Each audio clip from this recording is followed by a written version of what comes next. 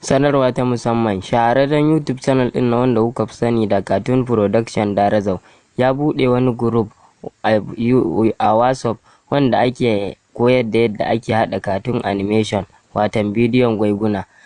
Kawai za mu ajiye muku link ɗin group ɗin a description, kuma za mu ɗora muku namban wayar mai wannan YouTube channel mai suna Cartoon Production. Ku dai kar ku bari a barku a baya, ku je ku yi rijista.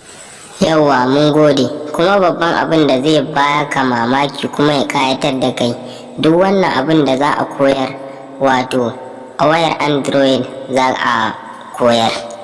Wato ana nufin a wayar Android za a koyi yadda ake haɗa cartoon animation. Wani zai ce ai Plotagon ne, ai muna da shi. To ba Plotagon ba ne.